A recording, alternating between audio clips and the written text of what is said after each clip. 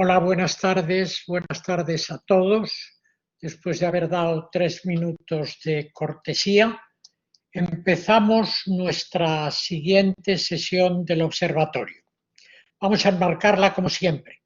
Como recordáis, estamos ahora viendo los efectos de la pandemia sobre las grandes áreas mundiales. Primero hablamos del área Asia-Pacífico. Luego estamos dedicando 3 sesiones a la Unión Europea, que se lo merece, y el próximo día hablaremos de Estados Unidos. La primera sesión de la Unión Europea y esta son como dos patas de la misma respuesta. La primera es como la respuesta de la Comisión, la respuesta de las autoridades económicas de la Unión Europea al coronavirus. Esta es la respuesta del Banco Central Europeo, de las autoridades monetarias al coronavirus. Entre medias hemos tenido una sesión sobre la soberanía industrial en Europa. Tenemos la enorme satisfacción de tener con nosotros nada menos que a Óscar Arce.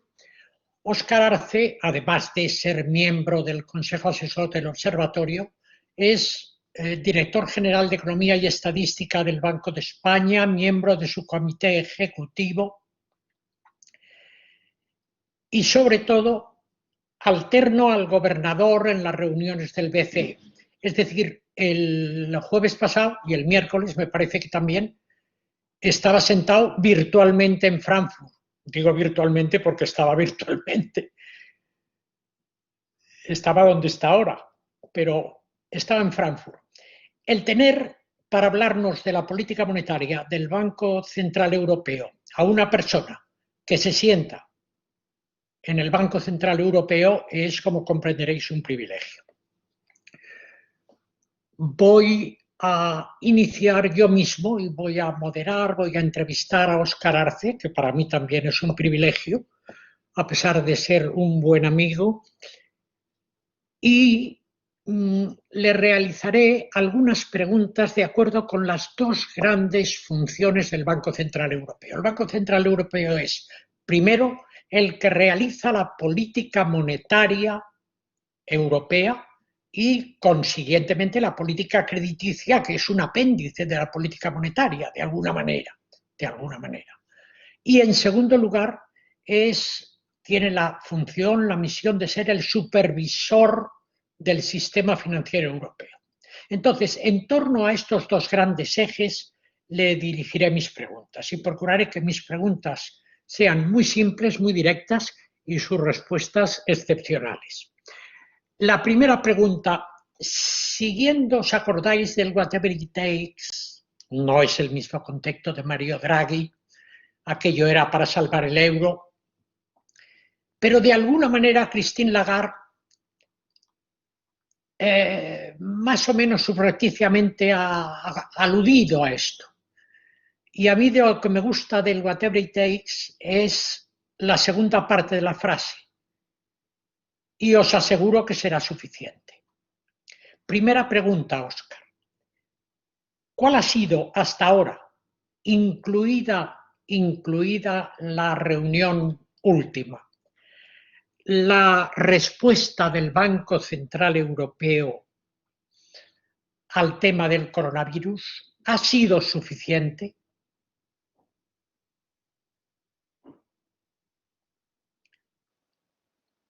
Bueno, muy buenas tardes a todos. Agustín, no sé si se me oye bien, espero que sí. Sí. ¿Se oye? Se oye bien, perfectamente. Muy bien. Oye, pues muchas gracias, Agustín, por darme la oportunidad de poder compartir con vosotros este coloquio. Gracias por tu muy generosa introducción. Decías que las preguntas iban a ser breves y que las respuestas iban a ser excepcionales. Bueno, que son breves las preguntas, seguro, sobre la excepcionalidad de las respuestas, bueno, ya veremos, ¿no? Responderé lo que buenamente pueda y sepa, ¿no? A ver, esta primera cuestión que ha hecho el BCE hasta la fecha, ¿no? En el contexto de la crisis del coronavirus, pues bueno, yo creo que ha proporcionado una respuesta primero, bastante oportuna en el sentido de ir calibrando sus estímulos conforme pues iba acumulando evidencia de cuáles eran las consecuencias de la crisis para el sistema financiero y para la economía de la zona del euro y cuáles podrían ser las consecuencias de actuar o de no actuar en un sentido u otro. Y yo creo que ha sido bastante contundente si atendemos a los instrumentos que ha desplegado, a su amplitud, a su orden de magnitud, a su cuantía, a su potencia en definitiva. Luego, si queréis, entramos en algunos detalles. Y sobre si ha sido suficientemente eficaz, yo diría que hasta la fecha ha conseguido el primer gran objetivo que se planteaba el Consejo de Gobierno del BCE con estas actuaciones, que era básicamente evitar que se produjera esa situación que ya vimos en la zona del euro hace 8, 9 años, 10 años incluso, de fragmentación de los mercados de capitales de la zona del euro, ¿no? Cuando veíamos que las condiciones financieras en una parte de la zona del euro pues eran mucho menos favorables, eran incluso abiertamente adversas con respecto a las condiciones de financiación que prevalecían en los países, digamos, menos vulnerables de la zona del euro, ¿no? Yo creo que eso se ha logrado razonablemente bien hasta la fecha. Consultaba antes cómo estaba el spread soberano y bueno, pues estamos en niveles que es un indicador imperfecto de la fragmentación, pero posiblemente es el más revelador en una circunstancia como la actual, porque sabemos que los costes de financiación de los tesoros, del sector público, del soberano, pues de alguna manera y más en tiempos de crisis macroeconómica como la que estamos sufriendo, pues actúan como la referencia para los costes de financiación del conjunto de la economía, ¿no? Bueno, pues si atendemos a cómo están esa prima de riesgo con respecto al bono alemán, pues estamos en niveles prácticamente de inicios de marzo, es decir, estamos en niveles más bajos incluso que cuando se anunció la pieza fundamental de la respuesta del BCE, que fue el programa especial de compra de activos el 18 de marzo.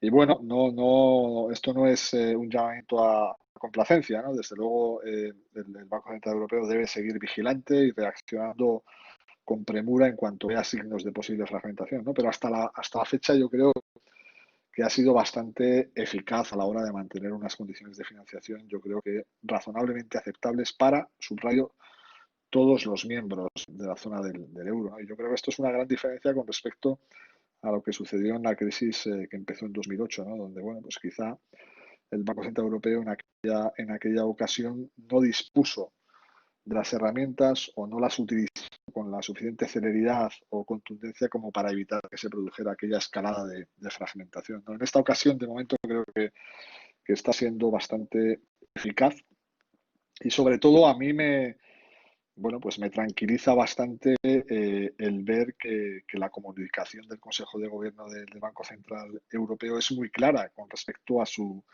absoluta determinación para evitar que se produzca fragmentación dentro de la zona del euro, ¿no? Entonces, bueno, creo que desde luego no podemos lanzar las campanas al vuelo, ni mucho menos, pero yo estoy relativamente esperanzado en que el BCE siga haciendo lo que ha venido haciendo estos últimos meses, que creo que es fundamental para evitar un mayor daño de la crisis y para facilitar una pronta recuperación, ¿no?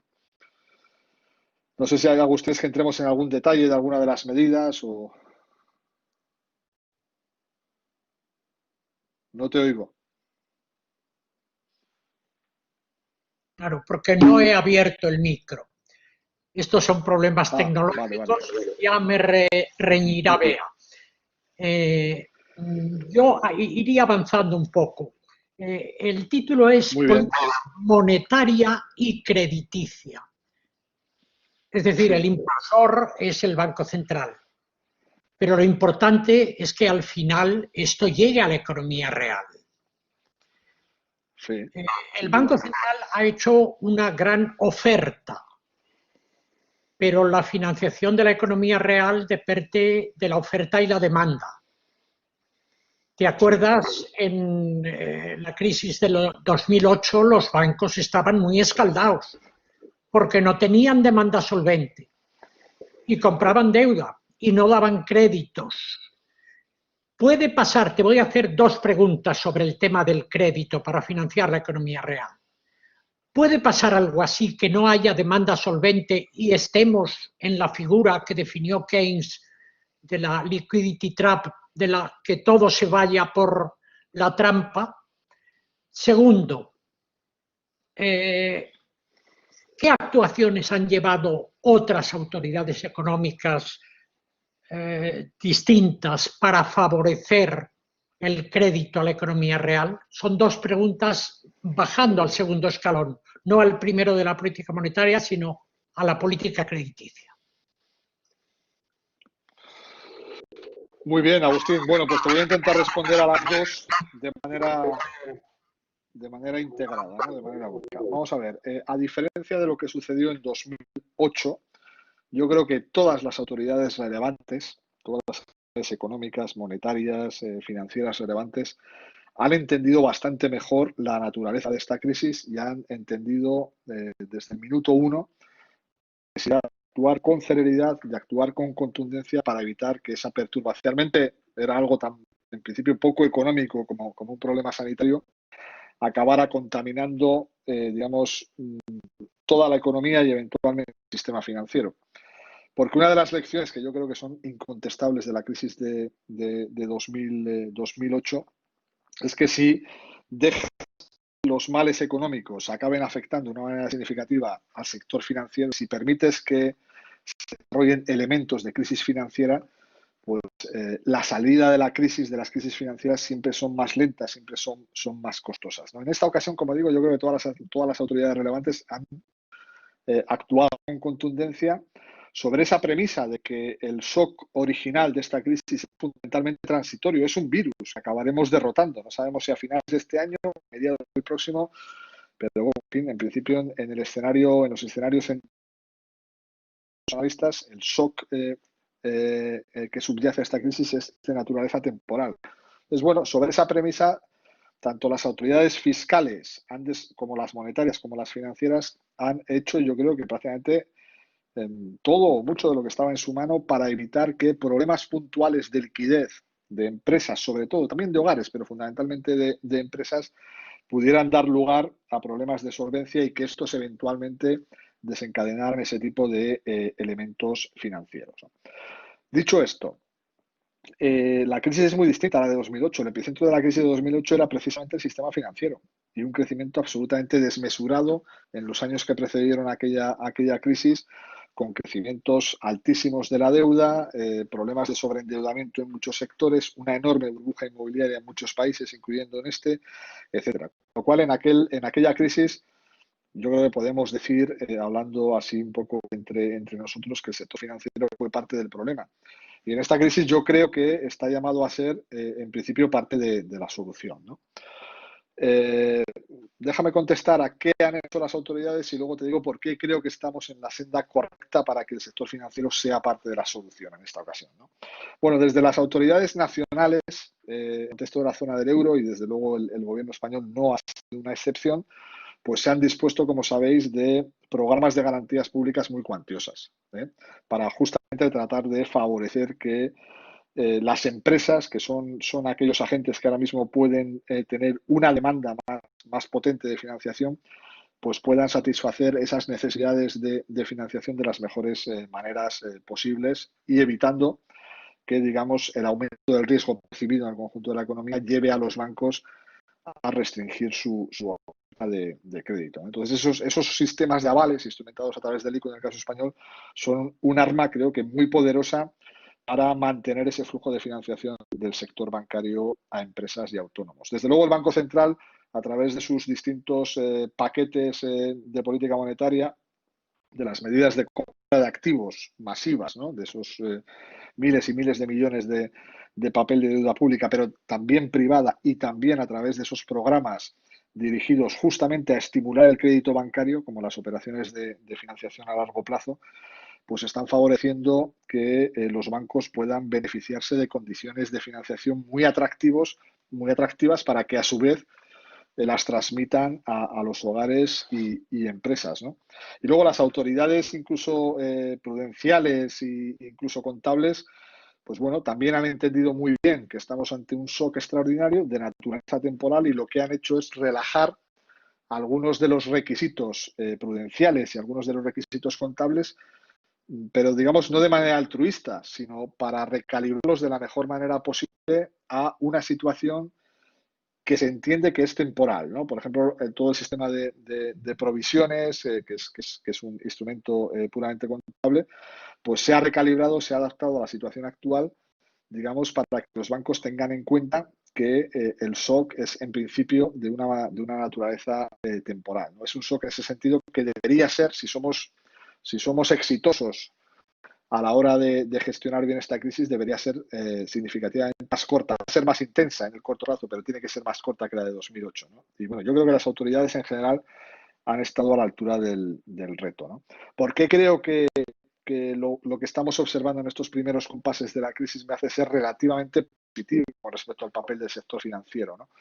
A ver, aquí en España lo que hemos visto es que las cifras de financiación de los 2 meses para los que tenemos datos que cubren el periodo de crisis, que son marzo y abril, pues hemos visto un incremento muy significativo de la financiación que los bancos españoles han concedido al sector de empresas y autónomos. Ha aumentado de manera significativa, ¿no? Y yo creo que eso es importante ponerlo en contexto, ¿no? Esto no sucedió en la crisis de 2008, donde los bancos partían de una situación inicial que era de mucha mayor vulnerabilidad que la que tienen ahora, ¿no?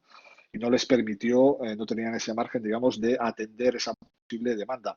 Ahora mismo, en aquel segmento donde cabe pensar que la demanda de financiación sea más potente, que es el de las empresas, pues la sensación es que por medio de esos avales del ICO, de esas condiciones de financiación extraordinariamente holgadas del BCE y de una situación de partida de la propia banca española, que es claramente, lo mismo como lo mides, mejor, significativamente mejor que la que tenía en 2008, pues bueno, se está pudiendo atender esas necesidades de financiación de muchas empresas y autónomos. Es verdad que el crédito a hogares se ha desacelerado significativamente, pero la sensación ahí es que seguramente estamos ante una situación de tracción fuerte de la propia demanda. Es decir, no cabe pensar que las necesidades de crédito para el consumo sean muy altas cuando el consumo de los hogares pues está constriñendo en ocasiones por motivos casi de fuerza mayor, porque no podemos salir a comprar coches o televisores, ¿no? O lo podemos hacer con restricciones, ¿no?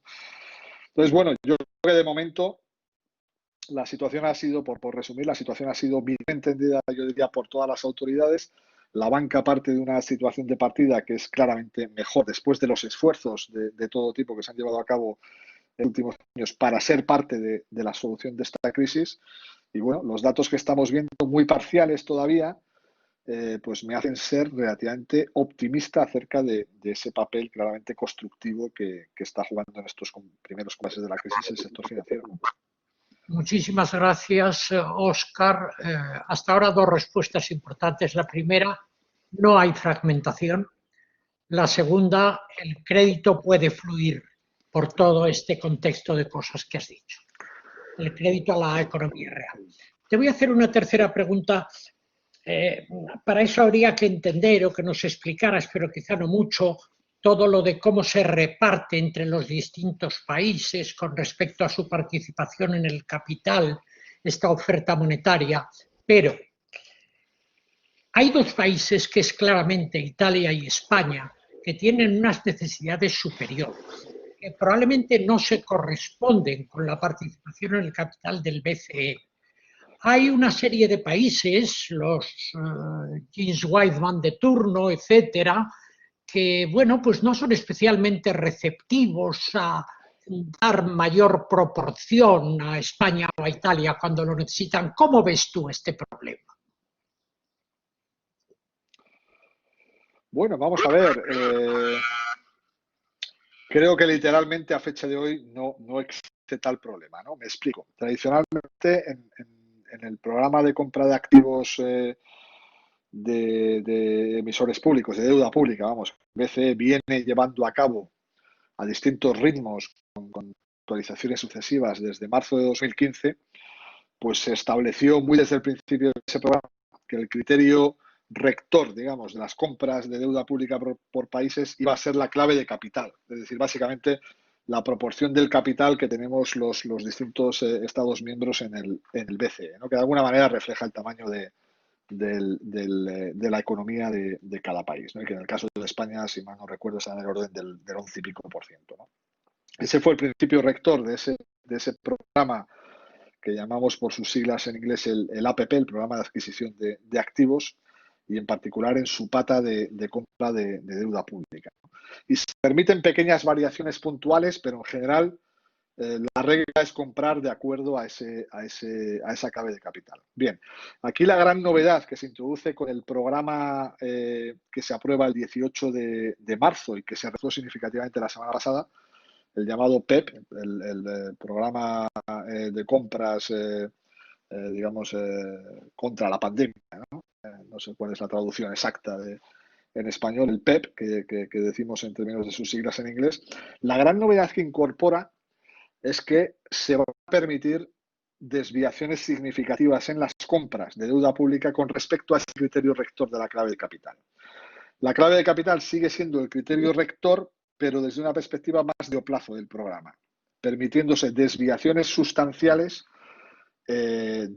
mientras dure el peligro de fragmentación, porque es un programa, como decía antes, que nace claramente en un contexto muy preciso, que es el de la crisis del virus, donde la principal amenaza para la transmisión de la política monetaria del BCE es justamente esa fragmentación, la posibilidad, pongámoslo en términos coloquiales, la posibilidad de que volvamos a revivir aquellas situaciones de 2010, 11, 12, donde la economía española, la economía italiana, o la economía de los países que en aquellos momentos eran más vulnerables, pues se tienen que financiar con una prima de riesgo muy elevada, demasiado elevada para hacer aquello económicamente viable, ¿no? Si eso se produce una fragmentación y la política monetaria del BCE deja de transmitirse correctamente en el conjunto de la Unión Monetaria. Bien, ante ese peligro, el BCE reacciona poniendo en marcha el programa, que permite una implementación flexible, que permite dualmente, pero de una manera relativamente persistente en el tiempo, llevar a cabo compras de deuda pública que no se ajusten necesariamente a la clave de capital, ¿no? Y de hecho, la semana pasada el BCE publicó lo que había comprado en el último mes y pico, si mal no recuerdo, a través de este programa del PEP, a través de los últimos 2 meses o los 2 primeros meses de vida del programa, y claramente las compras se distribuyen por jurisdicción, por país, de un modo que no se ajusta a la clave de capital, de tal manera que se ha comprado mucho más que la clave de capital, por ejemplo, en Italia, ¿no? Y algo más, pero no demasiado, en el caso de España, ¿no? Entonces, ese compromiso de implementar este programa, que como digo, es muy potente, se reforzó la semana pasada con 600.000 millones más, con compras hasta junio, pues para mí es un valor absolutamente esencial, ¿no? El poder ajustar las compras por país según las necesidades del momento, creo que lo hace particularmente potente y bien diseñado para esta situación, ¿no? Con lo cual, volviendo a tu pregunta, Agustín, ¿es un problema separarnos de la clave de capital? Bueno, ahora mismo, afortunadamente, el Consejo de Gobierno ha sido muy claro en comunicar que actuará con la flexibilidad necesaria, sin internalizar ningún tipo de restricción autoimpuesta para conseguir ese objetivo último de mantener unas condiciones de financiación, digamos, relativamente similares entre los Estados miembros. Y claro, eso significa fundamentalmente apartarnos necesariamente de la clave de capital mientras persista esa amenaza de fragmentación, ¿no? Yo creo que es un paso muy importante.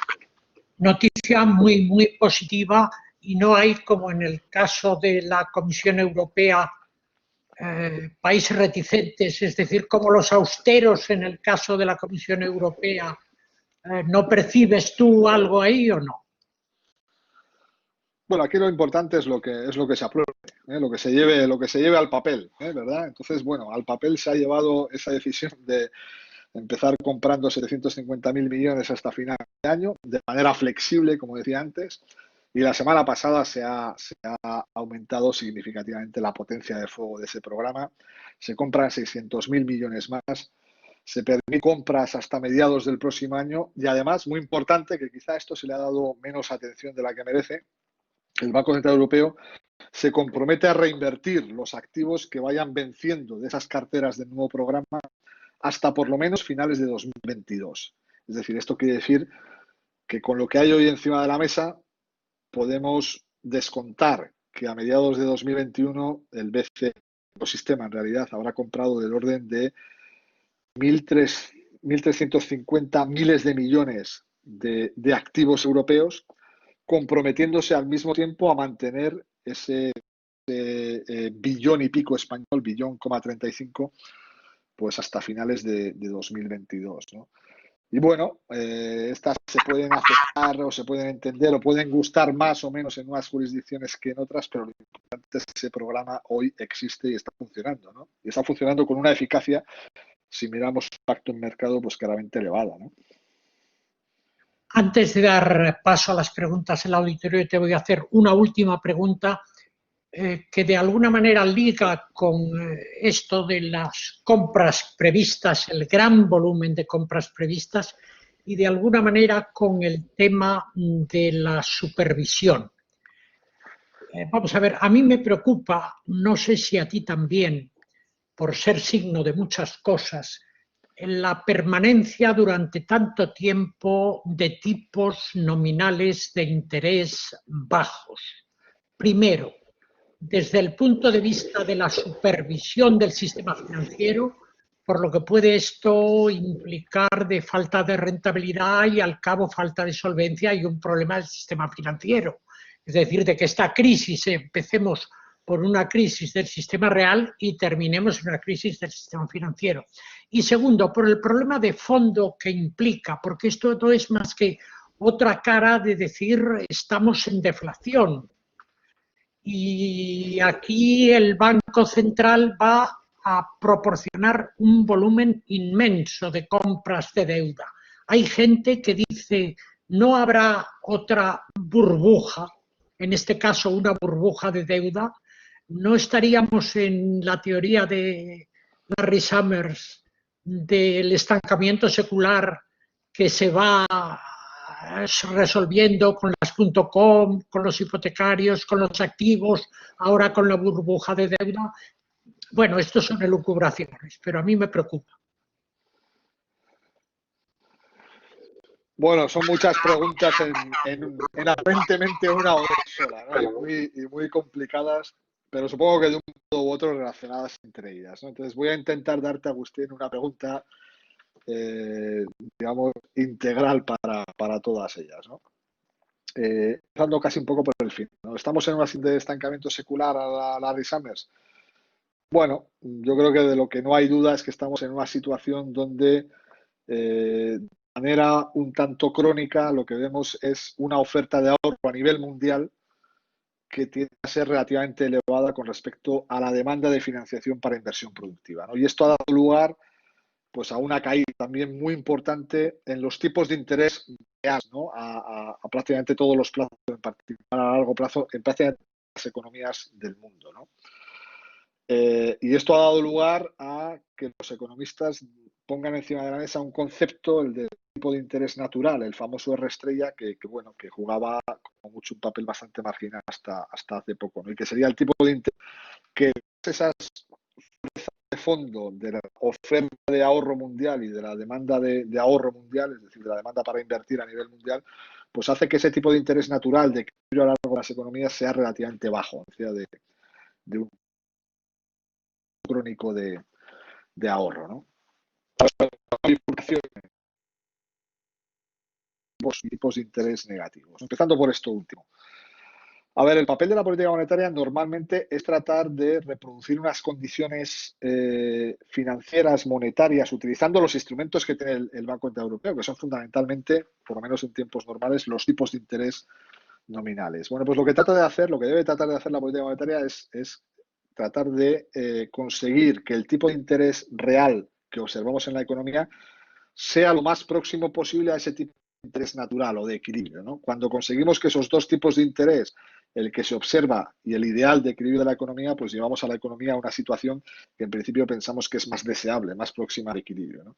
Y la manera que tiene el Banco Central de conseguir eso en una situación en que ese tipo de interés real de equilibrio es muy bajo, por esos motivos que he mencionado antes, es tratar de bajar lo más que pueda sus tipos de interés nominal. Entonces, los tipos de interés nominal ahora mismo son bajos porque la inflación y sobre todo las expectativas de inflación a medio plazo, que son un poco la guía de la política monetaria de los bancos centrales, son bajas y seguramente son bajas porque estamos en una situación donde la demanda agregada pues tiene un tono de debilidad persistente con respecto a la capacidad productiva. Es decir, se consume menos, se invierte menos de lo que sería necesario para alcanzar ese nivel de producción de equilibrio y para conseguir que la inflación fuese algo más alta y alineada con ese objetivo del 2% de plazo, ¿no? Entonces, no es un capricho para los bancos centrales mantener tipos de interés muy bajos, o en el caso de la zona del euro, ligeramente negativos, ¿no? Digamos, el reflejo de la necesidad de mantener un estímulo monetario persistente para conseguir que la inflación se acerque a esa referencia de medio plazo del 2%, ¿no? Dicho esto, a ver, yo creo que en el ámbito de la banca central y en el de los analistas en general, pues hombre, yo creo que se es consciente de que los tipos negativos, sobre todo si son muy negativos y se mantienen durante un plazo de tiempo muy prolongado, pues efectivamente generan una presión posiblemente creciente incluso a lo largo del tiempo sobre la capacidad de los bancos y en general de los intermediarios financieros de conseguir márgenes unitarios digamos, sostenibles en el tiempo. Es decir, que tiene un impacto negativo potencial sobre el margen unitario de los bancos, ¿no? Pero bueno, al mismo tiempo, mantener los tipos bajos eleva, suponemos, la demanda de crédito y por consiguiente, aunque tengas un margen unitario relativamente más constreñido, en principio los bancos se enfrentan, por un lado, a una demanda de crédito más potente que si tuviésemos los tipos de interés. Además, sabemos que mantener los tipos en niveles moderados pues suele ayudar a mejorar la capacidad de solvencia de los prestatarios, con lo cual esto tiene un impacto también positivo en general en la calidad media de las carteras crediticias de los bancos, ¿no? De tal manera que el efecto neto de los tipos de interés negativos sobre la rentabilidad bancaria es una cuestión empírica que no está clara que en estos momentos el signo sea necesariamente negativo, ¿no? Pero bueno, sin polemizar sobre si ya estamos en ese ámbito donde los tipos de interés negativos causan una contracción de la rentabilidad bancaria, yo creo que simplemente hay que reconocer que mientras subsistan estas condiciones digamos, de inflación bajas, expectativas de inflación bajas, etcétera, etcétera, los tipos de interés son una herramienta, los tipos de interés son una herramienta, me temo que, ¿no? Lo que hay que estar es muy vigilantes a esos efectos secundarios potencialmente adversos que puedan tener sobre el sector bancario en general, sobre la estabilidad financiera. Y bueno, ya se han tomado medidas de alguna manera para mitigar esos posibles efectos negativos, ¿no? De hecho, el año pasado el Consejo de Gobierno del BCE, creo que fue en su reunión de septiembre, digamos, internalizó ese posible impacto negativo que pudiera tener el mantenimiento de tipos negativos durante un periodo prolongado y lo que hizo fue eximir a una parte importante de las reservas bancarias de tener que pagar esos tipos de interés negativos, ¿no? Déjamelo poner en términos muy coloquiales. Los tipos de interés negativos son un tratamiento potencialmente desagradable en algunas dimensiones frente a una enfermedad que todavía no hemos superado, que es el de esa demanda crónicamente insuficiente que se traduce en unas expectativas de inflación que son claramente inferiores a esos objetivos de medio plazo, ¿no? Mientras persista esa enfermedad, me temo que hay que mantener ese tratamiento al mismo tiempo observando y vigilando esos posibles efectos secundarios, ¿no? Y termino con la parte esta de si en este contexto de tipos muy bajos, exceso crónico de ahorro versus inversión, etcétera, si te he entendido bien el argumento de Larry Summers, Hansen y demás, es que para llenar ese gap persistente entre ahorro e inversión real, pues tenemos que dedicar una parte del ahorro a financiar actividades especulativas que eventualmente puedan dar lugar a burbujas. Bueno, a mí es una teoría que cuando miro hacia atrás, bueno, reconozco que tiene cierto atractivo a la hora de racionalizar cosas que nos han pasado en los últimos 20 años, ¿no? A futuro me niego a creer, Agustín, que estemos condenados a tener que dedicar una parte importante del ahorro a financiar inversiones especulativas y que no se puedan financiar inversiones que no son especulativas, que tienen un rendimiento real positivo, incluso un rendimiento social claramente positivo, ¿no? Como puedan ser todas las necesidades de inversión que ahora mismo se detectan a nivel global y en Europa en particular en áreas relativas a la descarbonización de la economía, las muchísimas y cuantiosísimas inversiones que tenemos que acometer para digitalizar la economía europea, etcétera, etcétera, ¿no? Es decir, generar burbujas posiblemente sea una opción que existe, pero yo creo que existe en paralelo una opción de dirigir ese posible, digamos, volumen o exceso de volumen de ahorro a inversiones con una rentabilidad económica y social claramente superior a una inversión especulativa. Creo que bueno, las autoridades públicas, tanto nacionales como europeas, creo que están en esa dirección, ¿no? Y bueno, si leemos la letra pequeña del plan que anunció la Comisión Europea hace unos días, pues claramente a lo que se está animando o condicionando sus ayudas es justamente a que llevemos a cabo ese tipo de inversiones que son cualquier cosa en principio menos especulativas, ¿no? Y perdona por extenderme, Agustín, en la respuesta, pero era una pregunta tramposa con muchas explicadas. Sí, demasiada pregunta. Y es que, vamos a ver, no he dicho que pregunte el auditorio y no han entrado preguntas. Por tanto, yo espero que nos entren masivamente las preguntas del auditorio. Mientras tanto, yo no quiero que eso sea un coloquio entre tú y yo. O sea que espero que la gente pregunte. Sigue preocupándome el tema de lo que hemos dicho. ¿Cuándo superaremos esta situación de deflación en la que ya llevamos muchísimo tiempo? Bueno, vamos a ver, afortunadamente, deflación como tal, entendida como una caída generalizada y persistente de los precios, es algo que afortunadamente no hemos sufrido en Europa, ¿eh? Hemos tenido periodos oigo bastante ruido de fondo. No sé si me oís bien, Agustín. ¿Sí? Bueno. No hemos tenido, decía... Sí, sí te oímos bien, ¿eh? Vale, fenomenal. No hemos tenido deflación, entendida, como digo, como caídas generalizadas y persistentes del nivel de precios, ¿no? Sí que llevamos muchos años, pues fundamentalmente desde 2013-2014, con niveles de inflación, sobre todo la subyacente, ¿no? La que tiene que ver un poco con los precios más estables, no la que tiene que ver con estas fluctuaciones de corto plazo del precio del petróleo, por ejemplo, pero sí la inflación subyacente, pues muy baja, muy por debajo de esas referencias, como digo, de medio plazo de estabilidad de precios del 2%, ¿no?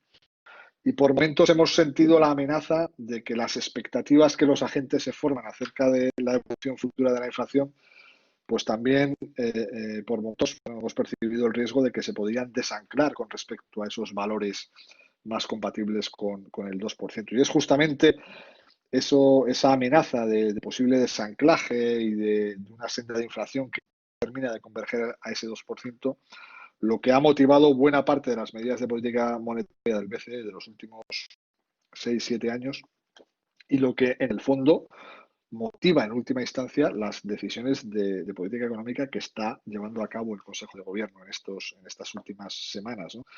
No tenemos deflación de momento, pero es verdad que hay que estar preparados para combatir cualquier signo incipiente de deflación, ¿no? Sabemos que en estos casos pues es relativamente fácil que se te produzca un desanclaje de expectativas y lo poco que sabemos sobre deflación es que puede ser muy difícil volver a convencer a los agentes para que eleven sus expectativas de inflación, ¿no? Con lo cual esto lo que aconseja son reacciones rápidas y contundentes de los bancos centrales para evitar que se materialicen esos escenarios de riesgo de deflación, ¿no? Que, insisto, afortunadamente hasta la fecha no los hemos vivido en la zona del euro, ¿no? A pesar de que la inflación ha sido relativamente baja, ¿no? Óscar, yo no sé qué pasa, pero debe ser un problema técnico o es que la gente se ha quedado muda, pero no entran preguntas del auditorio. Mientras vayan entrando, yo te voy a seguir haciendo alguna pregunta más. Ha habido un caso excepcional durante este periodo de actuación del Banco Central Europeo, que es la decisión del Constitucional alemán de Karlsruhe sobre el programa de compras de deuda pública. Es una cuestión que la gente no se ha parado a comprenderlo, pero que puede ser algo muy significativo dentro de la política del Banco Central Europeo. Nos gustaría saber tu opinión de qué significación tiene esto y qué consecuencias puede tener. Bueno, vamos a ver. En principio yo creo que hay pocas dudas de que la jurisdicción a la que debe sumarse el Banco Central Europeo no es la del no es la de ningún tribunal nacional, sino que, y así está en los tratados, es la del Tribunal Europeo el Tribunal de Justicia de la Unión Europea, ¿no? Que ya falló sobre este tipo de demandas acerca de la falta de proporcionalidad de las medidas del Banco Central Europeo y las falló a favor del Banco Central Europeo, ¿no? Con lo cual, la sentencia del Tribunal Constitucional no concierne como tal, no obliga como tal directamente al Banco Central Europeo, ¿no? Hasta que digamos la lectura más positiva del asunto, ¿no? Pero al mismo tiempo el Tribunal Constitucional alemán sí tiene jurisdicción sobre uno de los componentes, uno muy importante del sistema, que es el Bundesbank, que es el Banco Central Alemán. Entonces, bueno, aquí está, digamos, el meollo del posible tema, ¿no? En la medida en que el Tribunal Constitucional Alemán puede, de alguna manera, papel y las actuaciones del Bundesbank dentro del eurosistema, pues aunque esto no concierna directamente al Banco Central Europeo, sí puede tener implicaciones, ¿no? Yo creo, en todo caso, estoy convencido de que el asunto terminará en buen puerto y que el Bundesbank mostrará de manera convincente que las acciones llevadas a cabo por parte del eurosistema para cumplir su mandato de estabilidad de precios han sido hasta la fecha escrupulosamente proporcionales, ¿no? No entra en mi cabeza que el Bundesbank pueda tener dificultades para seguir participando como puede y como debe hacerlo dentro del eurosistema, ¿no? Pero eso es un tema complicado jurídicamente. No, yo no soy un gran experto jurídico, obviamente, pero bueno, tengo cierta confianza en que esto acabe en buen puerto y veo con bastante esperanza los signos inequívocos que está dando el Banco Central Europeo por boca de su propia presidenta acerca de la determinación absoluta del BCE de seguir implementando sus programas de compras con independencia de esa sentencia. Parece ser que ya empiezan a entrar los del auditorio a hacer algunas preguntas. Aquí hay una pregunta que me interesa mucho porque se relaciona con la sesión pasada. La sesión pasada hablábamos de la soberanía industrial en Europa y López Achurra, el presidente de Petronor, que estuvo magnífico, insistió tremendamente en que a las industrias les falta músculo financiero. Y claro, ahí tú que eres de la otra parte, él venía a decir, bueno, es que Basilea exige capital, es que las dotaciones de capital que exige Basilea y tal, pues nos quitan esto.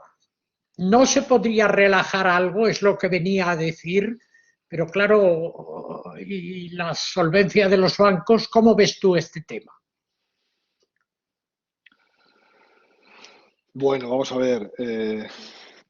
No sé si esta persona se refería al contexto actual de esta crisis del COVID o de manera más genérica a las En condiciones financieras del en la sector. crisis del COVID, sobre todo, pero también Bueno, quizás vamos a ver. América. En principio, las autoridades, como decía antes, tanto las autoridades prudenciales como las contables, están haciendo lo que buenamente está en su mano para, digamos, ajustar. Yo no diría relajar, aunque en el fondo significa un cierto relajamiento, pero sí ajustar los criterios prudenciales de capital, de liquidez, contables, etcétera, etcétera, para facilitar que, desde luego, sin poner en riesgo la solvencia de las entidades ni la integridad del mercado, sí facilitar que, especialmente las empresas, que son aquellas que pueden tener mayores necesidades de liquidez a cortísimo plazo, puedan financiarse en las mejores condiciones posibles, ¿no? Cuando hablamos de empresas industriales, que en muchos casos son empresas relativamente grandes, pues es más el propio Banco Central Europeo, a través de su programa de compra de activos corporativos, pues está comprando directamente emisiones de valores por parte de sociedades grandes, que en muchos casos son autoridades europeas, ¿no? Con lo cual, vamos a ver, insisto, yo no tengo una bola de cristal para saber cómo va a evolucionar esta crisis, pero hasta la fecha, si tenemos en cuenta además los programas de avales, etcétera, etcétera, hombre, me da la sensación de que la situación en términos de acceso a financiación y de condición de financiación del sector empresarial en su conjunto y de las sociedades más grandes, creo que, bueno, es una situación de crisis. No esperamos que todo funcione de maravilla, pero creo que el crédito está fluyendo significativamente muy mejor de lo que lo hizo en la crisis pasada, ¿no?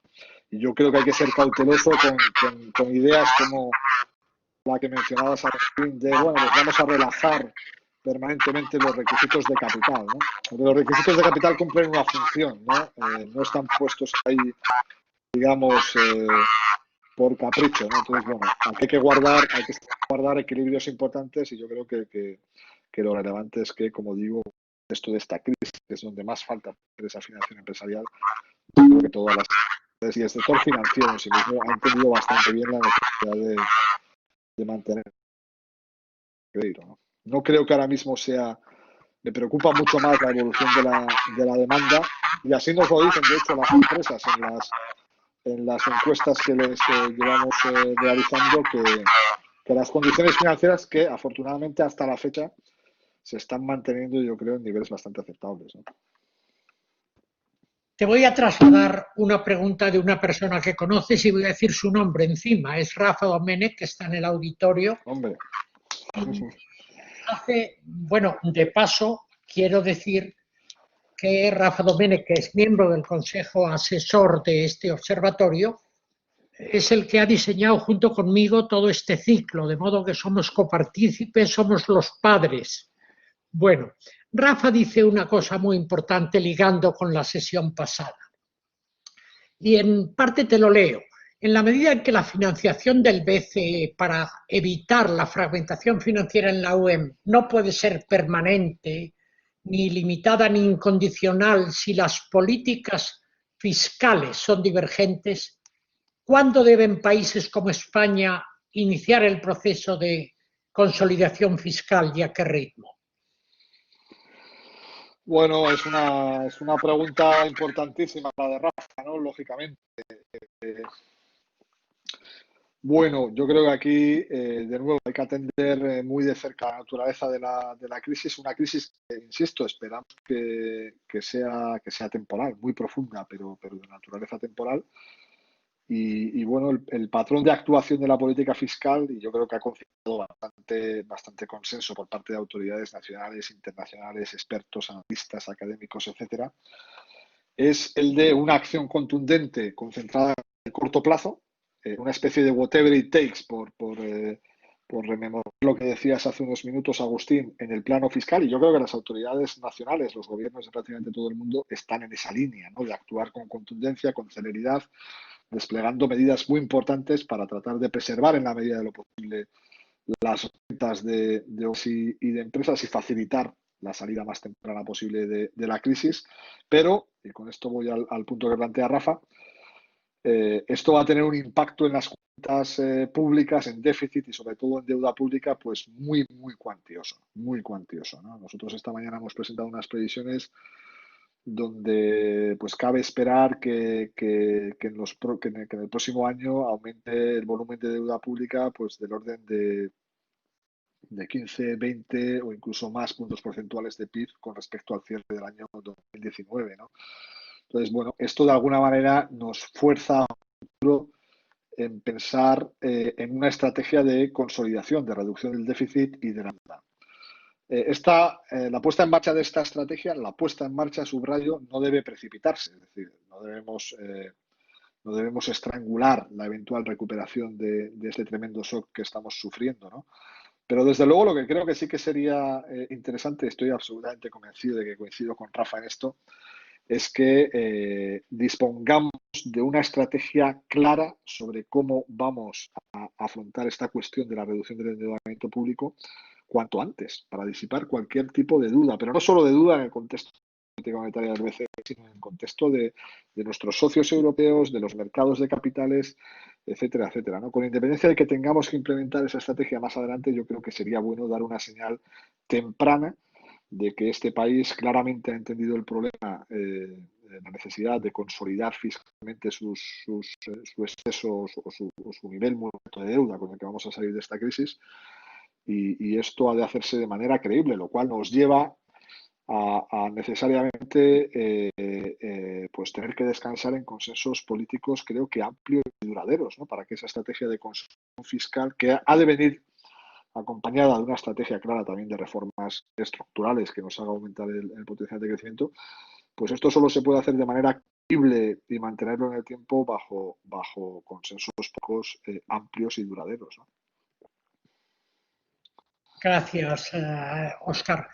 Luego te voy a dejar tiempo amplio para que nos cuentes un poco el fondo. Las previsiones ya las conocemos por la prensa, pero lo que estáis pensando ahí de fondo en las previsiones que habéis presentado esta mañana. Hay una pregunta aquí, pero que yo creo que ya la has contestado. No sé si quieres insistir en ella. Es, ¿cómo ves el futuro de la banca en esta situación?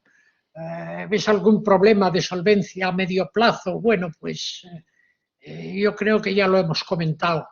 Y si no ves posibilidad de comentar esto, yo sí te haría otra pregunta a propósito de lo que hemos comentado antes de la sentencia del Constitucional alemán. En el fondo, el Constitucional alemán lo que viene a decir es, mire usted, esto no obedece, no es proporcional con el fin, la finalidad del Banco Central Europeo, que es mantener la inflación. Entonces, pues usted ha fallado, entonces aquella deuda pública del año 2015 habrá que ver qué pasa.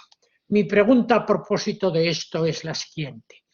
Cuando hicimos el euro, tomamos el modelo del Banco Central del Bundesbank como Banco Central y no tomamos el modelo de la Fed ni el modelo del Banco de Inglaterra. ¿Qué diferencia hay? Pues la diferencia de acento. En el Banco Central Europeo es primero la inflación y luego el crecimiento, de alguna manera, hablando en términos muy coloquiales. Sí. Nosotros es crecimiento con sostenibilidad de precios, etcétera, etcétera. ¿Hasta qué punto nos debemos plantear esta mayor flexibilidad, este cambio, para no estar siempre con este conflicto en una situación en que además ahora la inflación no es el problema? Bueno, es tentador, sería tentador concluir que deberíamos cambiar los mandatos del mandato del BCE para que prestara más atención a otras variables, como pueda ser el crecimiento económico o el empleo, ¿no? Pero bueno, lo que hay en los tratados es lo que hay. El mandato es muy claro en el caso del BCE, es estabilidad de precios, y sinceramente creo que eso no se va a cambiar en muchísimo tiempo. Y tampoco estoy seguro, Agustín, de que retocar el en alguna de las direcciones que sugieres pues fuera a algunos de los problemas. En muchas ocasiones son económicos, pero también son políticos y de construcción de la zona del euro y de la Unión Europea en general, ¿no? Igual, bueno, como debate intelectual, pues podemos divertirnos mucho de discutir sobre posibles alternativas, pero creo que no encima de la mesa, creo que no lo va a estar en los próximos años, y tampoco estoy seguro de que la solución a los problemas de diseño institucional incompleto de la zona del euro pasen necesariamente por ampliar el mandato del BCE, ¿no? Luego, además, estamos viendo, y lo hemos vivido en los últimos 8 años, ¿no? 10 años, si quieres, desde la crisis pasada. Hemos vivido en un panorama que me da la sensación, el panorama que vamos a vivir después de esta crisis, donde no hay un conflicto entre conseguir mayores niveles de inflación y conseguir mayores niveles de crecimiento. Estamos en ese mundo que describía antes cuando me preguntaba sobre el secular stagnation, en un mundo donde lo que tenemos es aparentemente un problema de debilidad crónica de la demanda. Entonces, bueno, en ese contexto lo que tiene que hacer cualquier autoridad monetaria en general, el Banco Central en particular, es tratar de estimular la demanda. Y si eres exitoso, matarás dos pájaros de un tiro, aunque no tengas los dos pájaros en el mandato. Conseguirás más crecimiento y más inflación, ¿no? Con lo cual yo creo que ahora mismo este no es el problema o el cuello de botella en la zona del euro, sinceramente.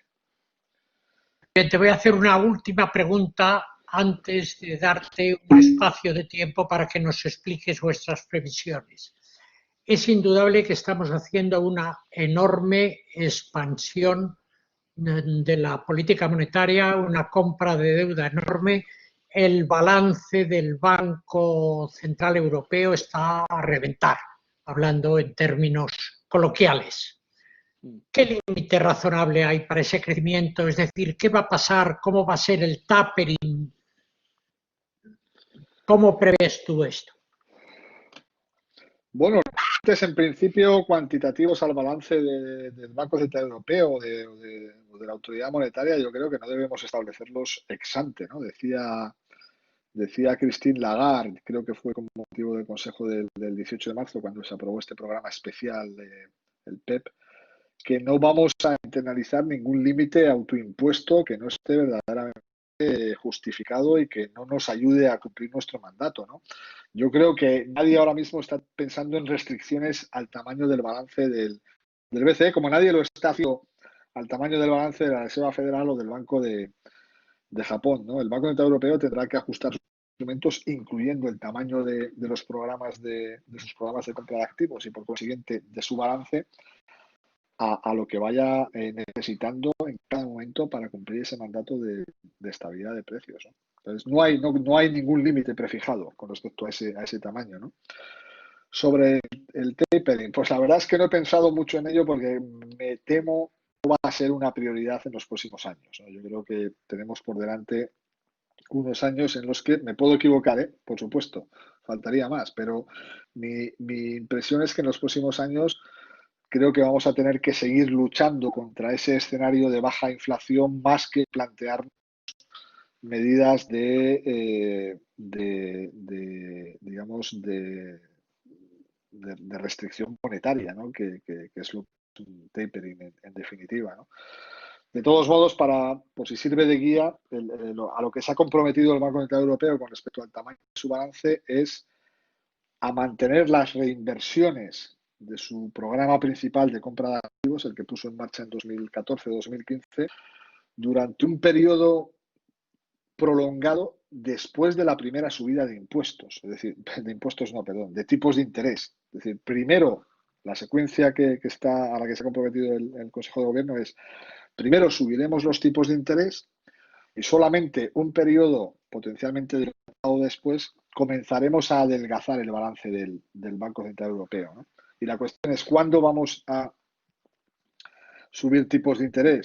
Pues ahí el compromiso es que los tipos de interés se mantendrán en los niveles actuales o potencialmente inferiores mientras no veamos delante de nosotros una senda de inflación en el medio plazo consistente con ese objetivo de estabilidad de precios. Es decir, una senda de inflación que converja y nos haga sentir razonablemente seguros de que converge a esos niveles del 2% en el medio plazo, ¿no? Desde luego, hoy lamentablemente no tenemos enfrente de nosotros una senda de inflación que satisfaga esa condición. De hecho, lo que presentó las previsiones que se presentaron en el Consejo de Gobierno del BCE del jueves pasado apuntan a una tasa de inflación al final del horizonte de previsión 2022 del 1,3%, es decir, muy por debajo del 2%, con lo cual, con esas previsiones encima de la mesa, no cabe concluir que estamos ni mucho menos ante una eventual subida a corto plazo de tipos de interés y, por consiguiente, no se satisface esa condición necesaria no suficiente para empezar a adelgazar el balance, ¿no? A mí no me preocupa ese tema del tapering, porque cuando llegue ese momento de preocuparnos por adelgazar el balance, pues seguramente será un entorno con crecimiento relativamente asentado de la inflación y, hombre, quiero pensar que también con crecimiento económico, ¿no? Con lo cual, bueno, será un problema de distinta naturaleza que el actual, pero no necesariamente un problema más complicado que actual, ¿no? Antes de dejarte pues, 5 o 10 minutos finales para que nos comentes un poco las previsiones de esta mañana, más allá de los números que conocemos por el periódico, quiero dar las gracias, porque la gente no lo sabe, al decano de la escuela, Sergio, y a la directora de alumni, Patricia de la Puente, porque están en el back office ahí detrás filtrando las preguntas de los oyentes para trasladármelas a mí de tal manera que estén filtradas y yo te las pueda trasladar a ti. De modo que siempre hay labores ocultas muy importantes. Por favor, Óscar, ¿querrías terminar contándonos un poco lo que hay detrás de esas previsiones que habéis presentado esta mañana? Gracias. Sí, gracias, Agustín. Bueno, os hago un resumen muy breve de esas previsiones. Están colgadas tanto los detalles, el documento con los detalles, como la presentación que he utilizado esta mañana en la web del banco, o sea que cualquier detalle ahí, ¿no? Bueno, estas son las previsiones que llevamos a cabo de manera conjunta con el resto de bancos centrales del Eurosistema, con el BCE, que cuando las agregamos para la zona del euro, pues son las que presentó Christine Lagarde el jueves pasado. Entonces, lo que hemos presentado hoy es la contribución del Banco de España a esas previsiones, que son las previsiones de la economía española para el horizonte 2020-2022, ¿no? Bueno, hemos construido 3 escenarios, que es un poco lo que se negoció y se acordó en el conjunto del Eurosistema, con distinta intensidad en la caída a corto plazo de la actividad y del empleo, y también con distinta intensidad en la recuperación, ¿no? En la presentación que hemos hecho de estos escenarios, pues hemos puesto el énfasis inicialmente en 2 escenarios que yo creo que son los que ahora mismo, sin entrar en valoraciones probabilísticas, son los que ahora mismo yo creo que merecen atención por parte nuestra, desde luego, ¿no? Que es, por un lado, la posibilidad de una recuperación temprana. Si las cosas van bien y no tenemos nuevos brotes de la enfermedad y toda esa batería amplia de medidas de política económica, fiscal, monetaria, financiera, etcétera, son eficaces para evitar que se destruya un número importante de empresas y esto nos pueda permitir salir pronto de la crisis. Si se dan estas circunstancias, que son, siendo realistas, son circunstancias exigentes, ¿no? Es básicamente pensar que estamos ante un escenario pues muy positivo en los próximos meses, pues tendremos una caída muy importante del PIB este año de aproximadamente el 9%, con caídas en el segundo trimestre que pueden superar fácilmente el 15% en tasa trimestral, pero que, bueno, vendrían seguidas de tasas de crecimiento el próximo año relativamente importantes, ¿no? Esto nos da una idea de la gravedad de la crisis. El escenario que consideramos como más positivo ahora mismo, repito, comporta una caída del PIB este año del 9%. A partir de ahí, bueno, vemos como un escenario pues bueno, factible, la posibilidad de que esa salida no sea tan rápida y que, bueno, pues encontremos algún tipo de obstáculo en el camino, ¿no? Como puedan ser posibles nuevos brotes de la enfermedad que fuercen a las autoridades a introducir algún tipo de medida de distanciamiento social, en principio no tan intensa, obviamente, como estas que hemos vivido los últimos meses. No descartamos la posibilidad de que, bueno, pues haya una fracción de empresas que se queden por el camino. Y si ese es el caso, pues tendremos quizá una caída algo más intensa a corto plazo en este segundo trimestre, si no conseguimos salir con suficiente prontitud y tengamos una recuperación, como digo, más gradual, ¿no? En ese escenario, la caída en el segundo trimestre sería sustancialmente superior al primer trimestre. El primer trimestre caímos más de un 5% en tasa trimestral con solo semanas de confinamiento, ¿no? Con lo cual la caída en el segundo trimestre va a ser sustancialmente superior, ¿no? En este escenario de salida gradual, pues esa caída del PIB del segundo trimestre se podría ir incluso ligeramente por encima del 20%. Esto nos da una idea de la brutalidad de este choque, ¿no? conjunto del año, bueno, pues saldríamos un poco más lento que en el escenario anterior, y el PIB, si mal no recuerdo, para el conjunto de este año caería a una tasa del 11,6%, ¿no?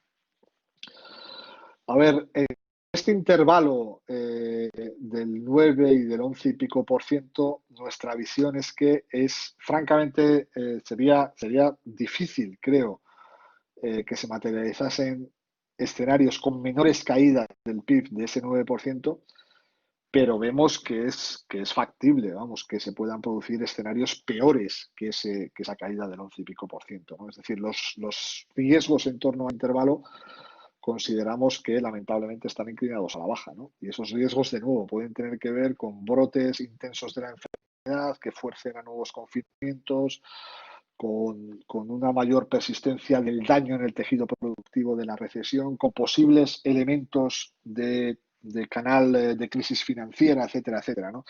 Si esos elementos se dan, ese escenario hipotético de riesgo, pues nosotros hemos ilustrado el orden de magnitud de la caída que podría producirse en la economía española. Una caída, a ver, no es la más probable, pero es posible, que hemos ilustrado, bueno, pues siguiendo un poco esa metodología común del Eurosistema, con una caída del 15%, ¿no? Que es una caída, bueno, pues brutal, lógicamente, ¿no? En todo caso, bueno, hay una discusión estos días de si la salida será en V, no lo será, etcétera. Bueno, yo creo que conforme vamos acumulando más evidencia, pues da la sensación que esta crisis, insisto, tiene que tener, creo, necesariamente una naturaleza temporal, porque lo que hay detrás es algo de naturaleza temporal, como es un virus, pero yo creo que va a dejar una cicatriz profunda en términos de varias variables de las que denominamos stock, ¿no? Y que va a hacer que los años venideros, bueno, exijan políticas y reformas exigentes, ¿no? En particular hay dos variables stock que van a salir gravemente perjudicadas de esta recesión. La primera es el desempleo. Es decir, aquí hay que pensar que en niveles de desempleo vamos a volver a niveles este año posiblemente cercanos otra vez al 20%, descontando el efecto mitigador que en las métricas de paro tienen los ERTES, ¿no? Que, como sabemos, los trabajadores acogidos a ERTES no contabilizan como tal no contabilizan, lógicamente, porque no lo están como parados. Y va a tener un impacto muy grande, lo decía antes también, sobre el volumen de deuda pública, ¿no?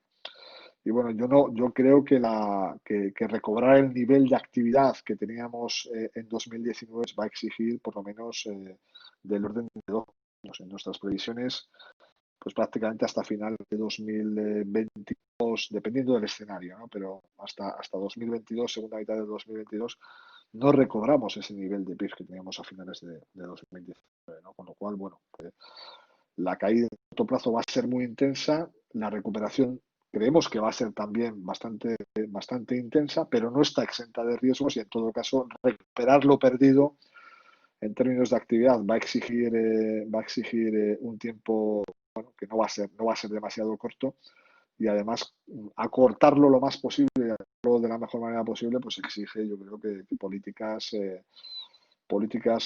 requiere acertar con las políticas, ¿no?